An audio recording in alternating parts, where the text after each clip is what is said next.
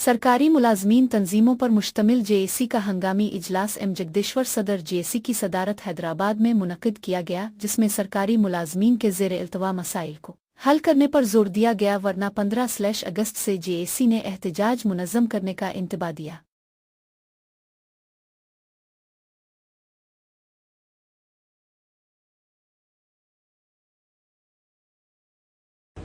ముఖ్యమంత్రి గారే మాట్లాడి ఆ రోజు మీ సమస్యలు పరిష్కార మార్గం చేస్తామని చెప్పి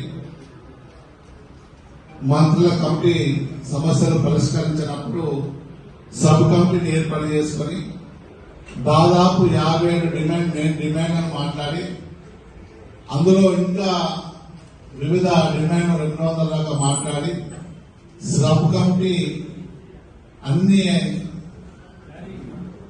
కేంద్ర మంత్రుల మన రాష్ట్ర కేబినెట్ మంత్రివర్గకు తెలియజేయడం జరిగింది.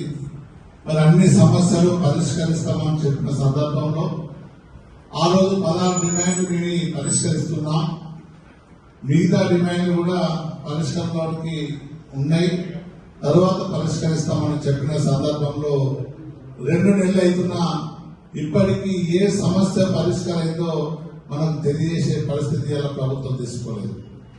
ఒక డిఏ అయితే ఇచ్చారు, 2 డిఏలు ఇస్తామని చెప్పి మరి 6 నెలల్లో ఇంకొక డిఏ ఇస్తామని చెప్పిన సందర్భాన్ని గుర్తు చేస్తూ ఆ రోజు చెప్పిన సందర్భం ఏమంటే ఒక డిఏ ఇప్పుడు ఇస్తాం, 6 నెలల్లో డిఏ ఇస్తాం, ఇప్పుడే అది జీవో రూపంగా తీసుకెళ్తామని చెప్పిన సందర్భంలో 2వ డిఏకు జీవో వేయలేని సందర్భాన్ని గుర్తు చేస్తూ మరి ముఖ్యమంత్రి ఆదేశాలతో సహా డిప్యూటీ సీఎం గారు ఆ రోజు ప్రెస్ మీట్ లో చెప్పి మీ ఉద్యోగులందరికీ చాలా పెండింగ్ బిల్స్ ఉన్నాయి, నెలకు 700 కోట్లు పెండింగ్ బిల్స్ కొడతామని చెప్పి క్లియర్ చేస్తామని చెప్పిన సందర్భాన్ని ఇలా గుర్తు చేస్తూ మనం చెప్పిన సందర్భంలో 2 నెలలు అవుతున్నాయి.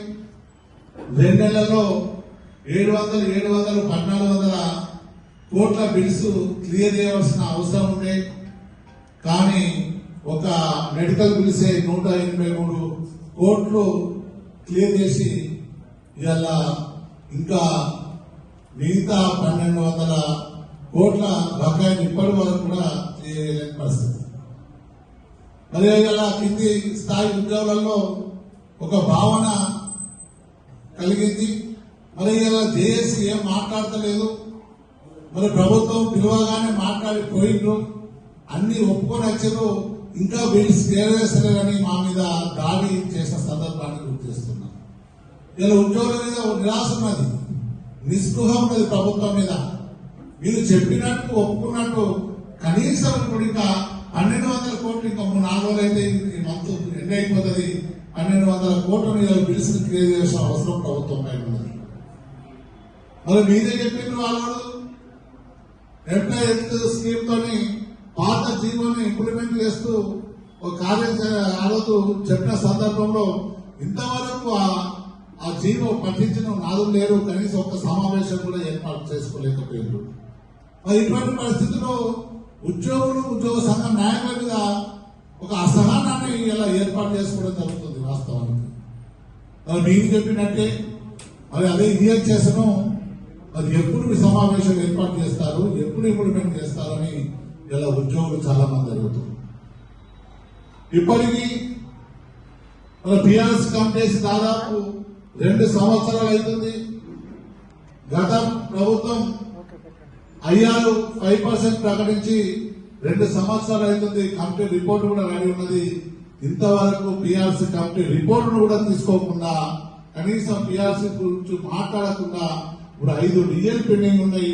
మరి ఇంకా ఒక డిఏ ఇస్తే మిగతా డిఏలు కూడా బీఆర్ఎస్ లో కలుస్తాయి కాబట్టి బీఆర్ఎస్ ఇంప్లిమెంట్ చేసే బాధ్యత ప్రభుత్వం తీసుకోవాలి. దాన్ని కూడా మాట్లాడే పరిస్థితి. ఇలా ఉద్యోగులు చాలా ఇబ్బందికరంగా ఉన్నారు. మా టీచర్లకైతే ఏకీకృత సర్వీస్ రూల్స్ కావాలని గతంలో పెండింగ్ ఉండే, అప్పుడు లోకల్ బాడీస్ అనేది చేయలేదు. ఇలా వాళ్ళు కూడా ప్రభుత్వ ఉద్యోగులుగా 010 సాలీస్ గా రావడం, మరి వాళ్ళ డిమాండ్ కూడా ఎన్ని రోజులు ఇక్కడ ఉన్నది, కనీసం దాని గురించి ఒక సమావేశం కూడా ఏర్పాటు చేయకుండా మాట్లాడకుండా ఇలా దాన్ని కూడా ఇలా వాయిదా వేసిన సందర్భాన్ని గుర్తు చేస్తున్నాం. మరి చాలా సమస్యలు పెండింగ్ ఉన్నాయి. ఇలా మా రిటైర్డ్ ఉద్యోగులు రిటైర్డ్ అయిన 2 సంవత్సరాలైనా వాళ్ళ బిల్స్ రాకుండా ఆ ఇంట్లో కుటుంబంలో ఇబ్బంది ఎదుర్కొన్నా ఇలా కనీసం ఒక్క మాట ఈ ప్రభుత్వం అనకుండా జేఏసీలో వచ్చి వాళ్ళ సమస్యలను మాట్లాడుతున్నప్పుడు చాలా మంది టెన్షన్స్ తోని చనిపోయిన వాళ్ళు కూడా ఇలా చాలా మంది ఉన్నారు. కాబట్టి ప్రభుత్వాన్ని చెప్తున్నాం. మరి ఇన్ని సమస్యలు ఇలా ఉద్యోగాలు ఉన్నాయి.